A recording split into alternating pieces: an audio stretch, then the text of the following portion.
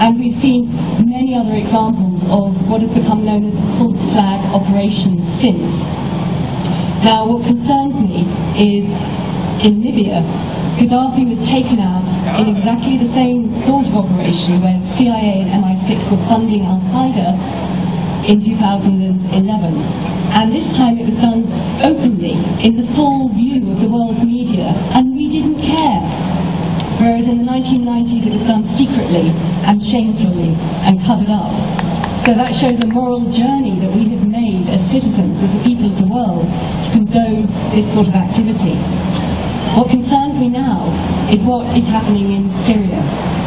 Here it is even more blatant. Here we have a situation where the CIA and MI6 are on the ground, the special forces are on the ground, and they are backing the rebel groups, many of whom are self-professedly Al-Qaeda, the very organisation that we are supposed to be waging the war on terror against, and yet we want to help them and fund them and arm them.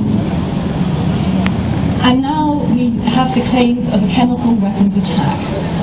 The UN has been thwarted in its attempts to try and establish the facts around this attack.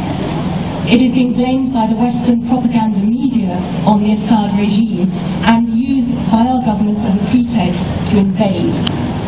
And yet, it would be completely counterproductive for Assad to have attacked his own people knowing he would be invaded. And yet, it is completely within the bounds of possibility that it could be a false flag attack carried out by the rebels and then blamed on Assad as a pretext for yet another illegal war that will kill many more millions in the Middle East. And this is how I think the two themes I've discussed fit together. We want to take action. We want to stop further imperialist, illegal wars in the Middle East that will murder many more innocents, many more millions, and displace and poison them. We want to put a stop to that. But how to do it effectively? Because if you will remember in the run-up to the Iraq War, millions of us marched across the planet saying we did not want war, and the governments have done a deal and did it anyway.